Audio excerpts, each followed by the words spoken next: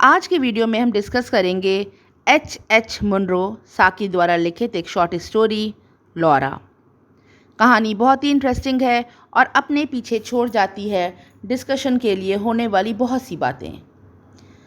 साकी के लिखने का जो स्टाइल है वो एक सीरियस टॉपिक को भी हास्यास्पद और हल्के फुल्का टॉपिक में तब्दील कर देते हैं।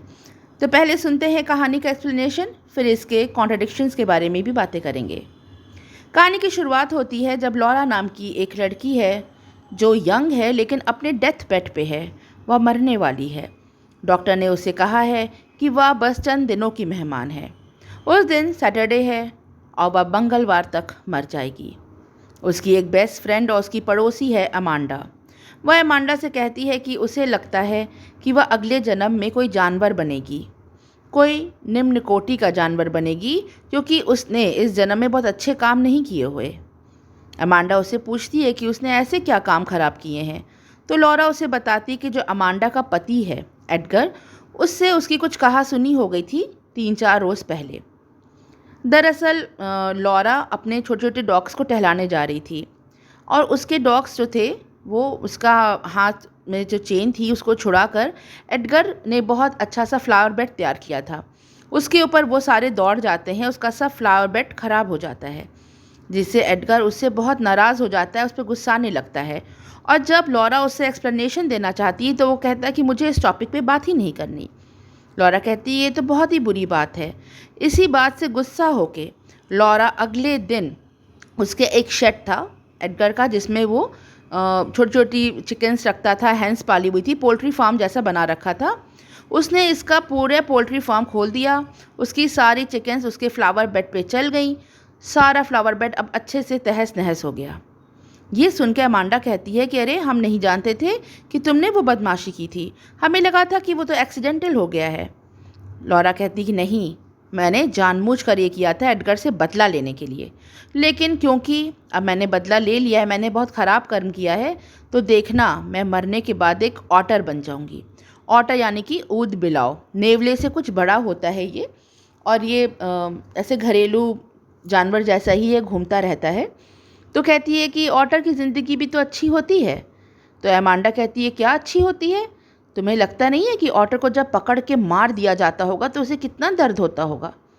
तो कही कि नहीं, मैं एक अच्छा ऑटर बन के रहूँगी जिससे कोई भी घृणा नहीं करेगा, और जब मैं ऑटर बन के भी मर जाऊँगी तब देखना मैं एक प्रिमिटिव बॉय बन के पैदा होंगी, एक छोटा सा काला सा इजिप्शियन बच्चा जो नंगा घूमता है, जिसके पास कपड़े नहीं होते।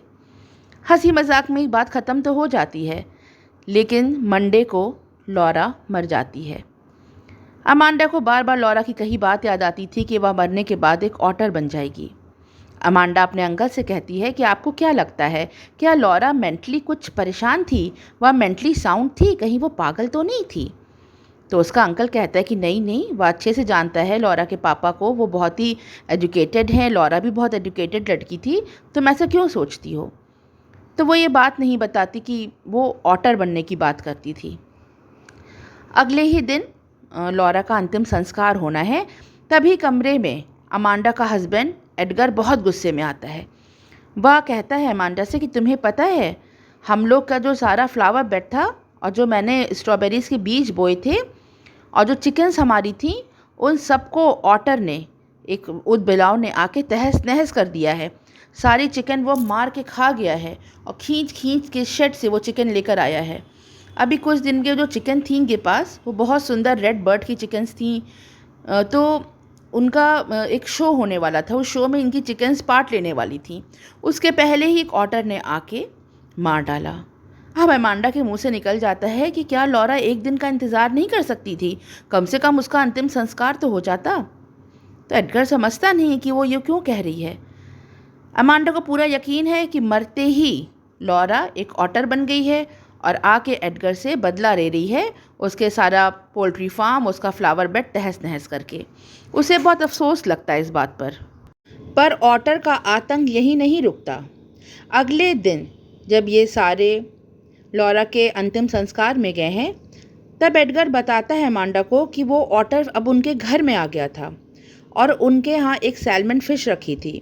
उसने वो फ़िश के महीन महीन टुकड़े करके और पूरे उनके खूब महंगे कारपेट पे उस टुकड़ों को फैला दिया, पूरा घर गंदा कर दिया। ये सुन के अमांडा को भी बहुत गुस्सा आता है। एडगर कहता है कि अब यही बाकी रह गया है कि हम लोग किसी दिन सो रहे होंगे और वो ऑटर आके हम लोग के पैरों में अपने नुकीले दांत घुसा देगा, अपने पंजे घुसा देगा। अमांडा उससे पूछती है कि तो फिर तुम क्या करोगे, क्या उस ऑटर को मार दोगे? तो वो कहता है कि हाँ, पास के जो लेक है उसमें पानी बहुत कम है, ऑटर भाग नहीं पाएगा इधर उधर, उसे कहीं शेल्टर नहीं मिलेगा, इसीलिए अगले दिन ये सब मिलके उसे मारने वाले हैं। ये सुन के अमांडा को अफसोस तो होता है, लेकिन उसे ये भी लगता है कि उसका भी नुकसान कर दिया है ऑटर ने। ऑटर बहुत ही डिस्ट्रक्टिव ऑटर है, तो इसका मर जाना ही अच्छा है। वो बाहर नहीं जाती जहाँ पे हंट हो रहा होता है ऑटर का। उसे लगता है कि उसकी प्यारी वो सहेली है जो ऑटर के रूप में जन्मी है और वो ये दर्दनाक सीन नहीं देख पाएगी। लेकिन उसकी एक दोस्त होती है जो ये सब देखती है और आके अमांडा को बताती है कि बड़े बुरी तरह उस ऑटर को मारा गया। लेकिन जब ऑटर को तुम्हारा पति एडगर पकड़ रहा था तो ऑटर ने उस पर अटैक कर दिया और उसे अपने पंजों से खरोच डाला। लग रहा था वो ना जाने कहाँ की दुश्मनी निकाल रहा था तुम्हारे पति से। फिर अमांडा की सहेली उसे बताती है कि जब ऑटर को मारा जा रहा था तब उस ऑटर की आँखों में जैसे इंसानों जैसी वो दया याचना कर रहा हो। उसके चेहरे पे उसे इतना भोलापन लगा। और पता है उसका चेहरा किससे मिल रहा था? अमांडा जानती थी वह किसका नाम लेने वाली थी। वह लॉरा का नाम लेने वाली थी। ये सुनते ही अमांडा की तबीयत बहुत ख़राब हो जाती है और उसकी तबीयत इतनी ख़राब हो जाती है कि उसके पति को उसको हवा पानी चेंज कराने के लिए उसे नाइल वैली इजिप्ट में ले जाना पड़ता है। अब अमांडा पहले की तरह बहुत गुस्से वाली नहीं रह गई, बहुत शांत रहती है। वहाँ पर एक दिन इसका पति खूब ज़ोर ज़ोर से चिल्ला रहा है बाथरूम में से और कह रहा है उस छोटे नन्हे शैतान ने सब कुछ बर्बाद कर डाला है। अमांडा पूछती तुम किसके ऊपर चिल्ला रहे हो? उसे थोड़ी हंसी भी आती है ये बात सुन के। तब एडगर बताता है कि एक छोटा सा न्यूबॉर्न बॉय वही जिसके बारे में अमांडा को उसकी सहेली लॉरा ने कहा था कि वो अगर ऑटर बन के मर जाएगी तो अगले जन्म में वो न्यूबॉर्न बॉय मतलब छोटा सा इजिप्शियन लड़का जो बिना कपड़ों के रहता है उसके रूप में जन्म लेगी। अब वो कहीं ना कहीं से इसके पति को तंग कर रहा है। उसके साफ धुले हुए कपड़े वो बच्चा आके कोई टब में डाल गया है और सब कपड़े उसके गंदे कर दिए हैं। उसका पति अब उसके ऊपर बहुत गुस्सा है। और ये बात सुनते ही अमांडा की तबीयत और ज़्यादा ख़राब हो जाती है। वो सोचती है कि ओ अब तो लॉरा ने इसके रूप में जन्म ले लिया है, न्यूबियन बॉय के रूप में।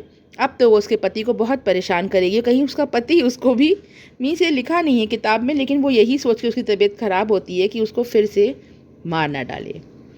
इस कहानी के पीछे कई लोग कॉन्ट्रडिक्शंस लाते हैं। पहली बात तो ये कि अमांडा जब लॉरा की सहेली थी तो उसके हाउस होल्ड में उसका इतना ज़्यादा इंटरफेरेंस क्यों था कि उतना ज़्यादा उसका पति उससे चिढ़ गया या वो उससे चिढ़ गई या दोनों के बीच में लड़ाई झगड़ा होता था। लेकिन कई बार ऐसा भी होता है कि पड़ोसियों के बीच में भी ऐसी कहासुनी हो जाती है। और दूसरी बात ये थी कि जो रीइंकारनेशन की बात साकी ने की है, इस रीइंकारनेशन के बारे में कई लोग सहमत नहीं होते हैं कि पूर्व जन्म होता है या फिर से जन्म होता है। साथ ही इस कहानी के थ्रू साकी ने उस ज़माने में होने वाली आदमी और औरत के बीच में जो ऊंचा और नीचे का दर्जा था उसके बारे में बताया है कि किस तरह से लॉरा अपना बदला नहीं ले पा रही। उसे वो एडगर डांट देता है कि चुप रहो, इस बात पे कोई डिस्कशन नहीं होगा, तो उसे चुप लगाना पड़ता है। और इसीलिए वो उसका फ्रस्ट्रेशन, अपना गुस्सा निकालने के लिए वह सोचती है कि जब वो ऑटर के रूप में जन्म लेगी तब वह किसी न किसी तरह एडगर से अपना बदला लेके रहेगी। इन्हीं सब एक्सप्लेनेशंस के बीच में ये कहानी ख़त्म होती है। कहानी आपको कैसी लगी ज़रूर बताएं। अच्छी लगी हो तो एक लाइक ज़रूर करें और कमेंट करना ना भूलें। जुड़े रहें मेरे चैनल से। Thanks for listening. Bye for now.